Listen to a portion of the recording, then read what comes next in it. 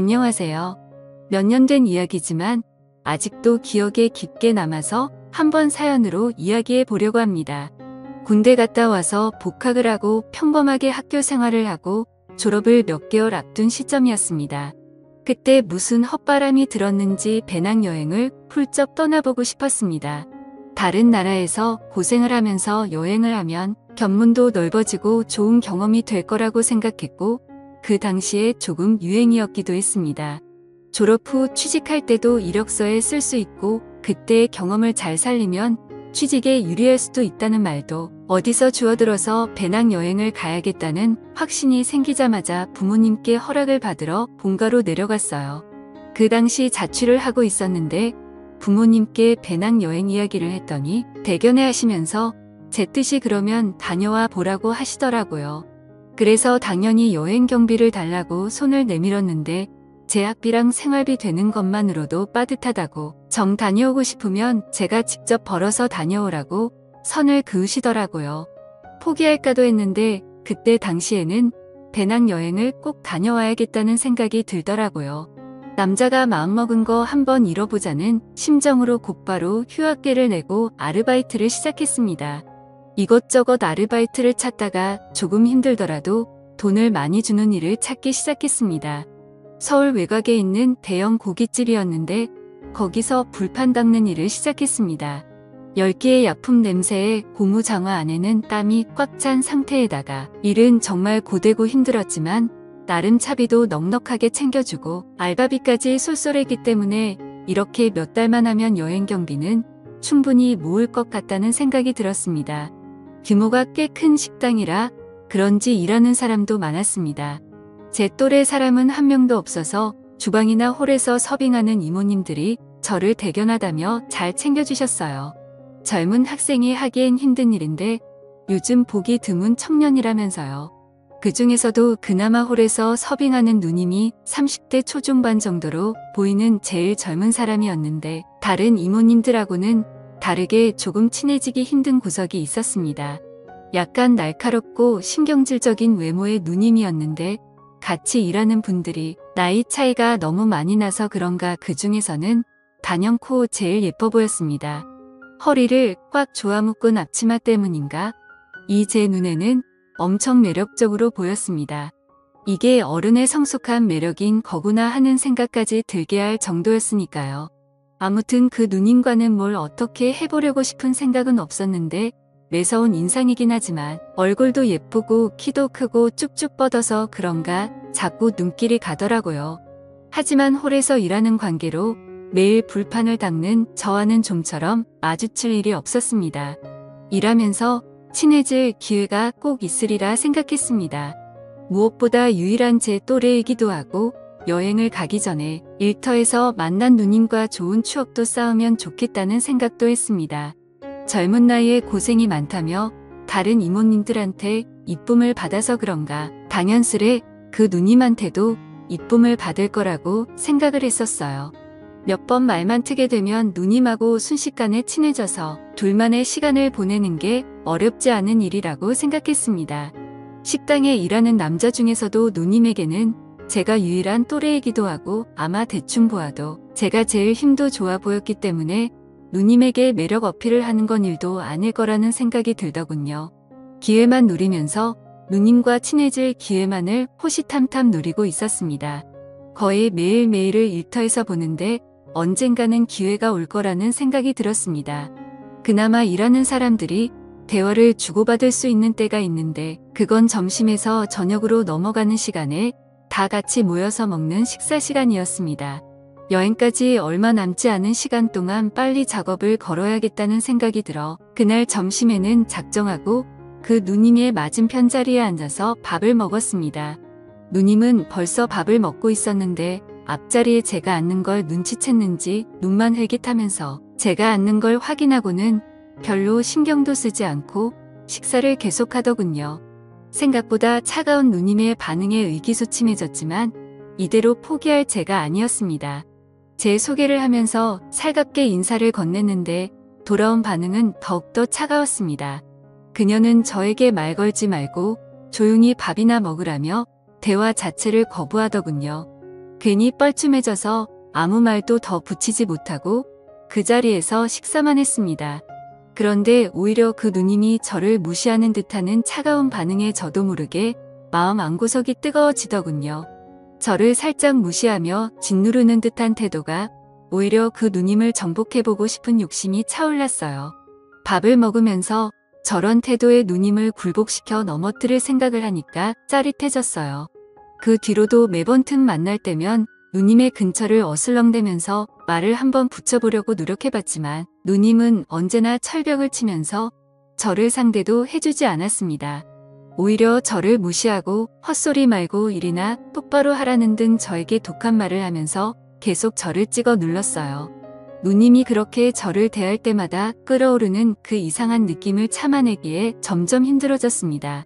그 차갑고 성숙한 미모가 오히려 그런 독한 성격과 더 잘 어울린다는 생각이 들었습니다. 이제는 누님과 친해져서 어떻게 기회를 노리는 게 아니라 그 누님이 저 없이는 견딜 수가 없도록 정복해버리고 싶었습니다. 비록 불판이나 닦는 허드렛 일을 하지만 기회만 있다면 할 수 있겠다는 자신이 있었습니다. 하루는 누님의 의외의 모습을 발견했습니다. 잠깐 저녁으로 넘어가는 늦은 점심시간. 평소보다 조금 바쁜 하루를 보냈습니다. 점심때는 손님이 많이 없는 편인데 그날따라 점심 손님이 많아서 점심부터 불판을 닦느라고 지치더군요. 한 바퀴 돌고 나니 더 이상 몰려 들어오던 불판도 줄어들어서 땀에 찌든 몸을 좀 식히려고 밖으로 나와 숨을 돌리고 있었습니다. 땀 좀 식힐 겸 해서 주변을 산책하고 있었는데 저쪽 구석에서 누님이 쪼그려 앉아서 뭔가를 하고 있는 걸 발견했습니다. 다른 사람이면 그냥 지나쳤겠지만 쪼그려 앉아있는 뒷모습마저 엄청 매력적인지라 그냥 지나갈 수 없었습니다. 한발음에 누님에게 달려가 뭐 하시냐고 물어보러 가는데 그 차갑고 냉정하기만 한 여자가 맞는지 의심이 들 정도로 밝은 표정을 짓고 있는 누님을 발견했습니다.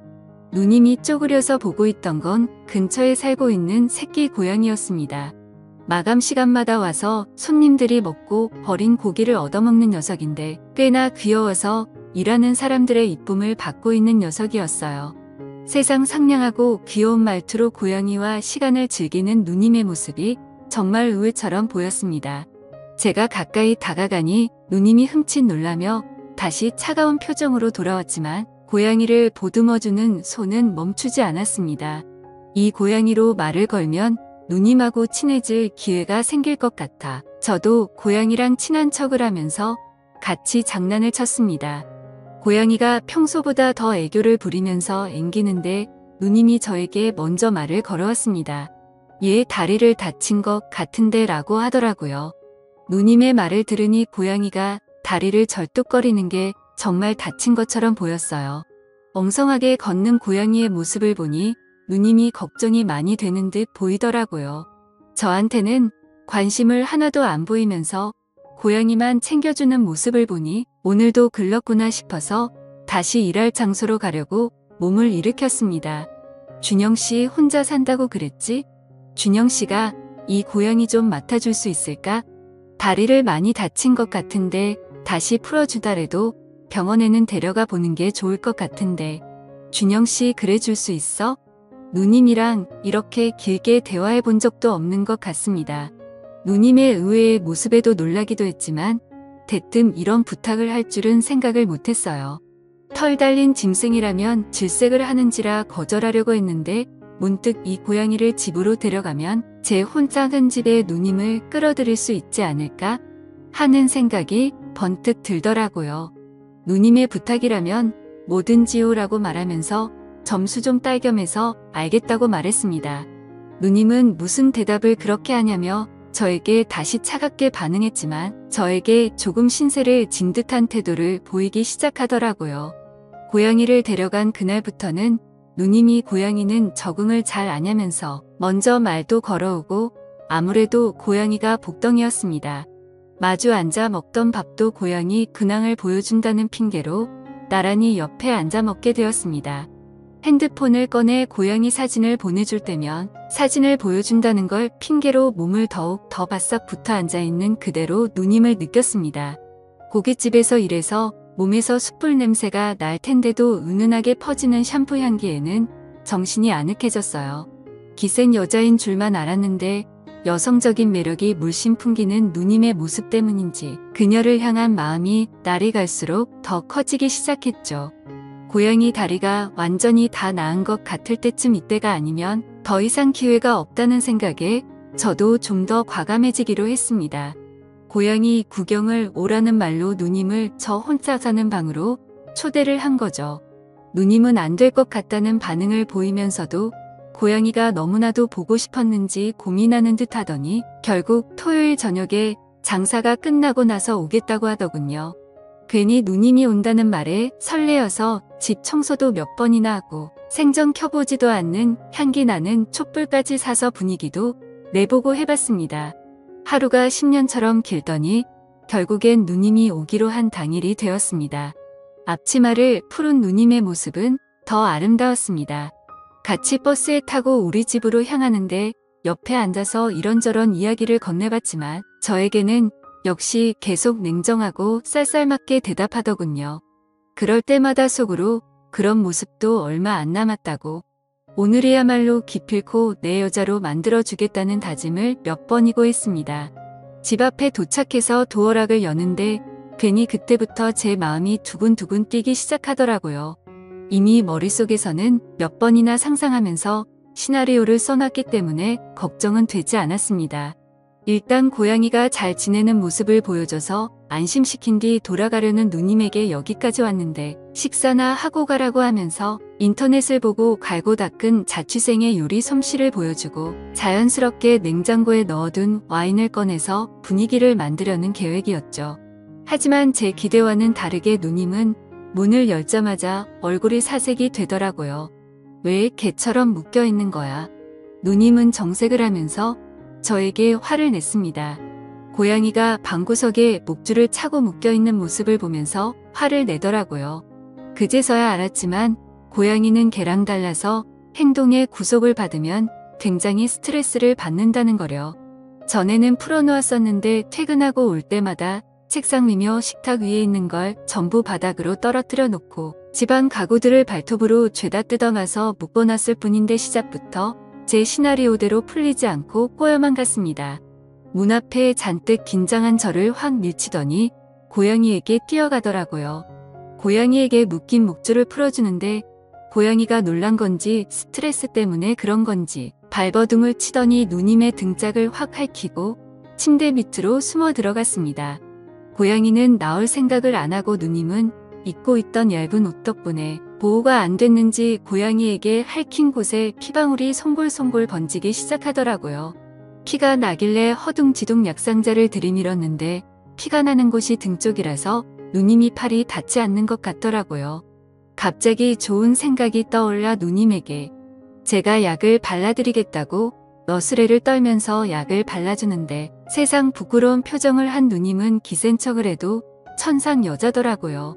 약을 다 발라주고 나니 누님과 저 사이에 묘한 분위기가 흐르는데 때는 이때다 싶었습니다.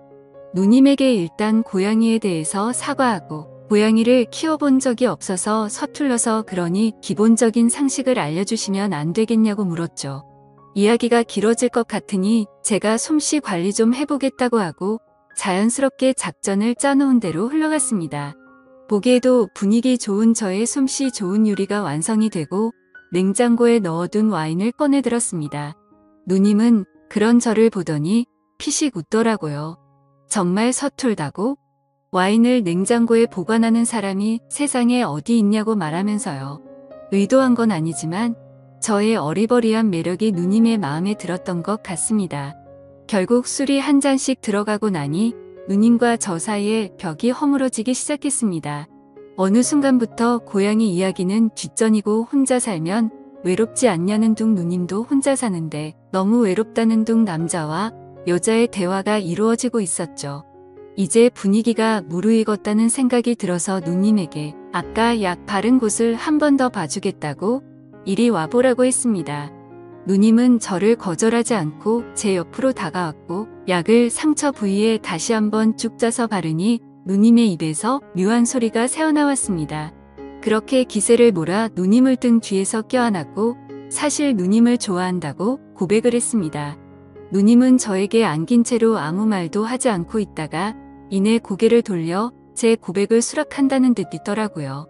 그렇게 누님과는 결국 연애를 시작하게 되었고 고양이 핑계로 매일같이 만나 둘만의 시간을 가졌습니다.